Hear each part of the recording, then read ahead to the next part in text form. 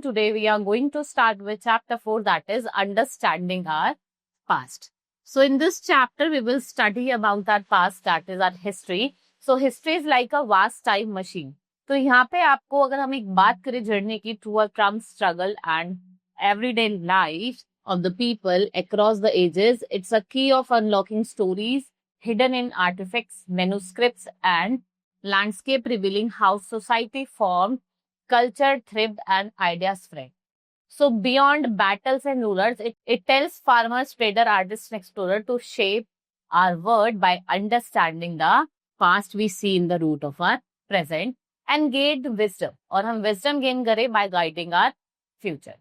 So let's turn and let's talk about our history. So history and its value. History क्या है? Chronological account है. History क्या है? Chronological account है, events है as they took place in the past. So the knowledge gained from the study of history is to understand about the past and present. जो भी आप knowledge gain कर रहे हो, why? How? By studying the history, it's important, बहुत जरूरी है कि आप समझे past को भी और present को भी.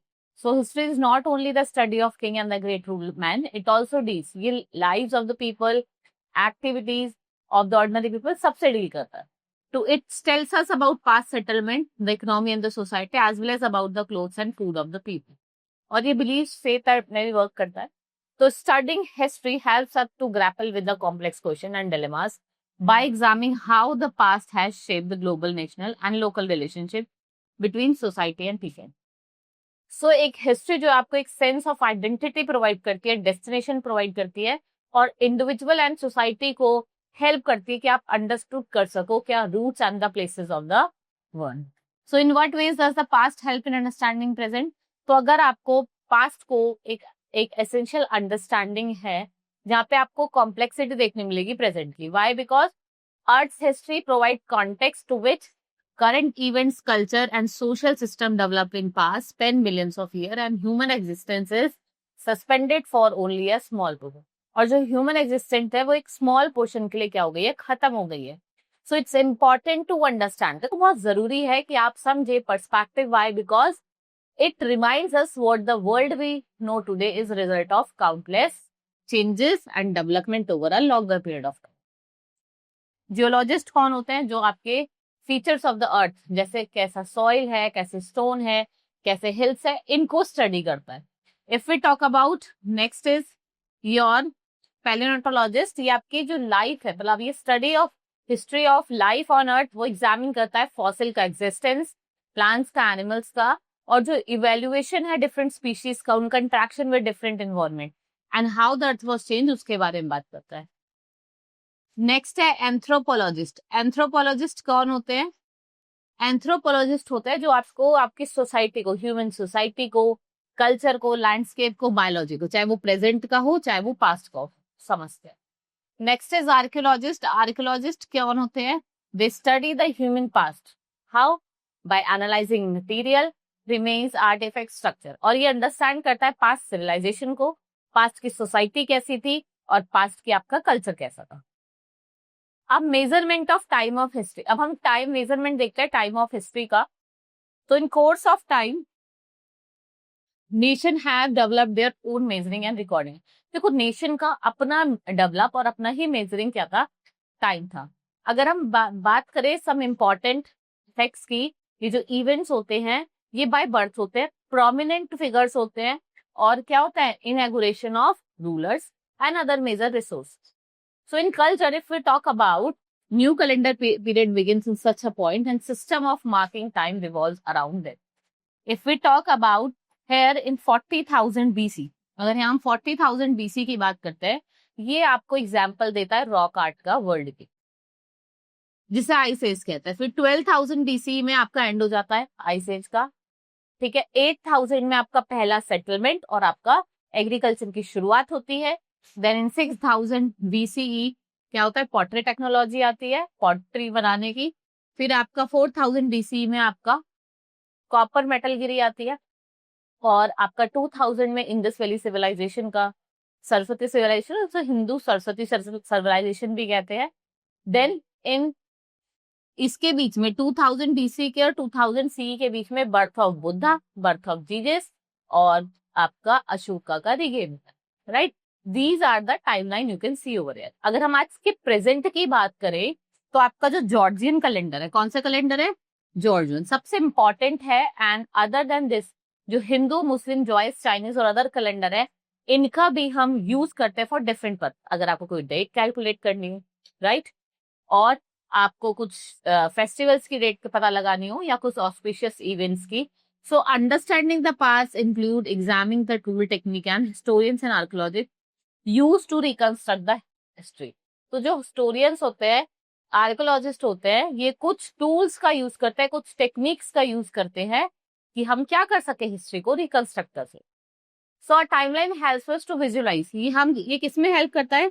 जो सीक्वेंस ऑफ इवेंट्स है उनको विजुअलाइज करने में और अंडरस्टैंड करने में relation between the different time period. So if we talk about west, generally what happen conveniently, जो आपका जीसस क्राइस्ट का बर्थ था, its year is taken as the starting point of Georgian calendar. So year after this date are counted forward and marked with AD, the Latin Anno Domini, which means a year of Lord, or CE means common era. In same way, the year before the Jesus Christ, जो year Jesus Christ से पहले था, उसको हम counted करते हैं backward, और जो उनके बाद था उसको हम बाद में मार्क करते। So let's talk about timeline. तो टाइमलाइन जो होती है कि एसेंशियल टूल होती है किसके लिए? For understanding and interpreting the sequence of historical events. By arranging the events chronological, the time not only helps us to show the sequence event, but also ये हमें help करता है कि आप एक relation show करो इनके बीच में। So century, ये represent करता है period of 1000 year, for example 21st century CE covers the year from 2001 to 2100 century, right? The millennium means 1000 years. For example, third millennium means 2001 and will continue to 3000. So knowing the length of the time ये help करता है कि आप चीजों को, broader changes को आप देखें। So ये जो changes होते हैं ये कब evolve हुए थे? From ancient to modern society, right? Now sources of history, कुछ sources होते हैं जिनसे हम history के बारे में जानते हैं। तो let's talk about the sources of history. देखो दो तरीके के सोर्स होते हैं, एक होते हैं आर्कियोलॉजिकल और दूसरे होते हैं लिटरली। आर्कियोलॉजिकल में आपके स्ट्रक्चर्स होते हैं, इसमें मॉन्यूमेंट्स, माउंट्स, ये सब आ जाते हैं, राइट। और कुछ होते हैं इंस्क्रिप्शन, जिसमें मैन्युस्क्रिप्ट, कॉपर प्लेट्स, कॉइन्स आ जाती है। ओरल में आपके जियोलॉजिकल और folk, right. And then we have Indian literature, जिसमें वेदास और आपके इतिहास, poems and plays, historical text, collection of stories, all are there. Then foreign accounts में ट्रैवलॉग और हिस्टोरियन। फिर आर्टिस्टिक में आपका पेंटिंग आ गई, जो लोगों ने पेंटिंग बनाई है, स्कल्पचर्स हो गए, पैनल्स हो गए, all are there. So now historians go through a variety of source to complete to detail narrative part. So archaeology is the study of remains of past thing people left behind, जो भी चीजें लोग पीछे छोड़ के आए हुए, right? And such an object and building often remains are buried or shaken. The person who studies them is called archaeologist. जो इन चीजों को समझता है वो कौन होता है? आर्कियोलॉजिस्ट होता है। वो रिकंस्ट्रक्ट करता है पास्ट को, लाइफ ऑफ द पीपल को who lived there. So the evidence from excavation tells us think about the people of ancient times. Each discovery tells a story and also findings जो आपको help करती है आप past को अच्छे से समझ सकते। फिर कुछ कॉइन्स आता है, कॉइन्स होते हैं, सीन्स होते हैं, जो आपको एक इंफॉर्मेशन प्रोवाइड करते हैं about history. Coin issued by the king of the country, they help to control economy. तो with the passage of time जो कॉइन्स होते हैं, they begin to be engraved in the form of name of the king. जो name of the king है उस form में engraved होते हैं। द किंग्स बैटल सीन्स और scenes from the daily life of the peoples, coins were made up of different metal. Coins जो होते हैं वो अलग अलग मेटल के बने होते हैं, गोल्ड के, कॉपर के, सिल्वर। तो सील्स जो होती है इट्स कंटेन्स इंस्क्रिप्शन जो आपके डेसिफर्ड होते हैं एंड यू गेट इंफॉर्मेशन, भाई जिस पीरियड के होंगे उस पीरियड की आपको इंफॉर्मेशन मिलती है। So some seal like those of Indus valley sites and had pictures of animals and figures. तो मैन्युस्क्रिप्ट की अगर हम बात करें तो मैन्युस्क्रिप्ट क्या है? It's a past of any country, जो आपको क्या बताता है? हैंड रिटन रिकॉर्ड्स के फॉर्म में बताता है, एनेस्टर्स फिगर। तो एंशिएंट रिकॉर्ड्स जो आपके रिटर्न होते थे वो किस पे रिटर्न होते थे? हम डेट पाम लीव्स जो होते हैं उन पे लिखते थे, या फिर bark of tree पे, birch of tree पे skin of animal, या sheep skin या wooden tablet. These are the things that were used at that time for the ancient records. इन्हें ही हम मैन्युस्क्रिप्ट्स कहते थे. मैनुस का मतलब क्या होता है? बाय हैंड, हाथ से लिखा जाता था. So by script we mean from a writing of a particular language, the language used in such a manuscript. भाई लैंग्वेज कौन कौन सी यूज करी जाती थी? संस्कृत, पाली and Prakrit. These were the three languages that was used to write the manuscript. Tamil and Telugu आपकी south India में इसका use किया जाता था. And many manuscripts have been lost or destroyed. और बहुत सी ऐसी थी भाई इंसेक्ट ने खा ली, और कुछ टेम्पल्स, लाइब्रेरी और म्यूजियम जो आज के टाइम में सर्वाइव नहीं कर रहे उसमें ही मिल गई. सो रिटन मटेरियल में भी रिलीजियस और नॉन रिटन मटेरियल, वो रिलीजियस भी हो सकता था और नॉन रिलीजियस भी हो सकता था. रिलीजियस लिटरेचर की बात करते हैं, Mahabharata and Ramayana. These are the great Indian epics that are written in Sanskrit. ये कौन सी लैंग्वेज में लिखे थे? संस्कृत में. So the old religious books of Jains were written in Prakrit and Buddhist texts were written in language of Pali. तो आपको याद रखना है, जितने भी जैन वाले टेक्स्ट थे वो प्राकृत में लिखे थे, और बुद्धिस्ट टेक्स्ट किस में लिखे थे आपके? Your Pali language. So besides religious manuscript, ये जो बुक्स थी किससे डील करती थी? विद सेकुलर और हिस्टोरिकल लिटरेचर. इसमें आपके अर्थशास्त्र बाय कौटिल्य, मेघदूत बाय कालिदास, बाणभट्टा हर्षचरित्र, कल्हण रजतगिरी, आर्यभट्टा सूर्य सिद्धांता और पाणिनि अष्टाध्यायी, ये कुछ आपको एक इररेस्पेक्टिव पीरियड के बारे में बताते हैं, विविड अकाउंट्स के बारे में. So the account of foreign travellers है, फायान हो गए, ह्यूमैनसेंग हो गए, they visited India in search of knowledge. भाई नॉलेज के सर्च में इंडिया विजिट करते हैं. And Buddhist literature have left valuable accounts about religious, social and political condition of India. So language as well as script, चाहे वो language हो, चाहे वो script हो, they both have changed over the time and we have some scholars जो आपके information को समझते हैं. So one of the most famous story of Deciphered comes from Egypt, a country of North Africa. We have Rosetta Stone, जो आपको 1799 में मिला था. एक फ्रेंच सोल्डर थे आपके इजिप्ट के. Right, it is a large slab of stone. यहाँ पे आपको 3 अलग तरीके की राइटिंग देखने को मिलती है. वहां पे हमें तीनों अलग तरीके की राइटिंग देखने को मिलती है. Then we have inscriptions. ये वर्ड्स होते हैं जो आपको स्टोन्स पे, वॉल्स पे, मेटल्स पे देखने को मिलते हैं. And the thousands of inscription on rock pillars, metal plates have been discovered in India. The earliest inscription found on the seals of Harappa. और जो अशोका रॉक इंस्क्रिप्शन है वो आपके रिलीजियस बिलीफ और एडमिनिस्ट्रेशन के बारे में बताता है. And then we have Prayagraj pillar inscription, जो characters and different consequence of Ashokas के बारे में बात करता है. Now a new way of life. So a grain crop required some time to grow and it takes several days. When the people started to grow crop, it meant that they have to stay in one place.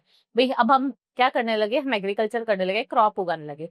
तो अब हमें एक particular place पे रहना पड़ेगा. तो लोगों ने क्या करा? सेटल्ड होना स्टार्ट करा. क्यों सेटल हुए? भाई पानी देना है प्लांट्स को, उनकी देखभाल करनी है, राइट, वीडिंग ना हो जाए और एनिमल्स ना खा ले या ग्रेन राइप ना हो जाए. That's why they have to stay. So after ripening grain crops are harvested and vessels in to store the extra. Vessels में क्या होता था? एक्स्ट्रा ग्रेन्स को स्टोर करा जाता था. So in the beginning people made what? Baskets of straw and twigs to store fruits and dry things.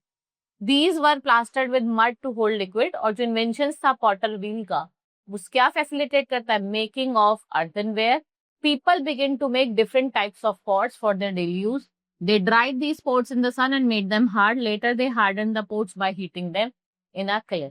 And also they begin to glaze and decorate. और वो उसको क्या करने लगे? डेकोरेट करने. So in settled life people ने क्या करा? लोगों ने एनिमल डोमेस्टिकेशन भी यूज करना स्टार्ट करा for different purpose. And domesticated animals को यूज किया जाता कार्ड्स ड्रॉ करने के लिए. And now they begin to move from one place to one with their family in the cars. This way, first means of transportation start. वही हम domesticate क्यों कर रहे हैं एनिमल्स? जैसे कैटल हमें मिल्क प्रोवाइड कर रही है, वही हॉर्स, कैमल एंड डंकी, इनको हम लोड्स कैरी करने के लिए इनको टेम कर रहे हैं. सो डॉग्स को for guarding dwells, houses and huts. So that is why different animals were domesticated at this time. Now the first farmer and herders. So archaeologists have found the evidence of the early farmers and herders. These sites are found across the subcontinent. Particularly आपको north west part में देखने को मिलती है. ये आपको remains, existing remains के बारे में बताती है. फिर लोगों ने क्या करा, सेटल लाइफ जीना स्टार्ट कर, लोग अब एक जगह पे रह के फूड प्रोड्यूसर बन गए, डिफरेंट बेसिक चेंजेस आने लगे. Now next is settle life. So people become farmers and food producer and they made basic change in their way of living. They no longer need to wander in search of food. Their food supply was dependable and secured in one place. So setting down meant better homes. भाई आप एक जगह पे रह रहे हो, better homes होंगे. And permanent settlement जो था वो आपको ज्यादातर रिवर वैलीज के आसपास देखने को मिला. जो एग्जिस्टेंस था वो रिवर वैली पे था.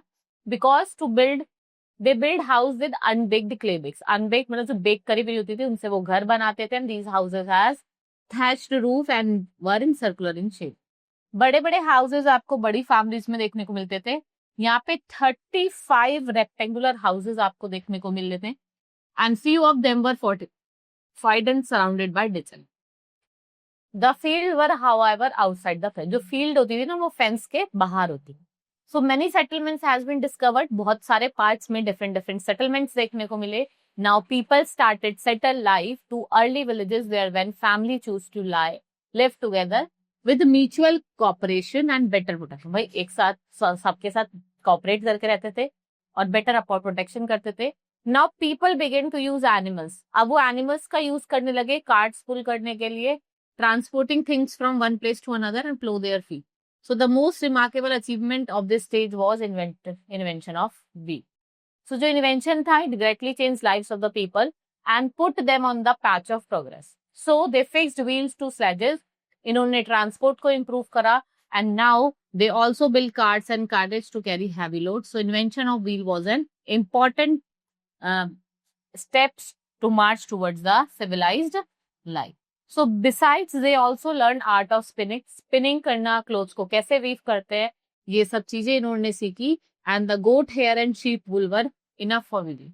कॉटन और अदर फाइबर्स, कॉटन और कुछ अदर फाइबर्स थे जिनको लेटर स्पिन करा into cloth. And they also learn after dyeing clothes. तो in spite of their increase control over the forces of nature, advancement of technological skill, तो neolithic people had now become civilised. They still lacked ability जिससे ये इसको properly utilise कर सकते थे इस resources को. And they were in ignorant of the art and writing which is essential for civil society. So there was no longer savages, but they would still be classed as what? Barbarians. So the people of the Neolithic age were different from Paleolithic people. अलग भी क्या थोड़े आपको देखने को मिलेंगे. Now social inequalities. भाई लोगों के बीच में social inequalities बहुत थी. सब एक दूसरे को सेम नहीं मानते थे.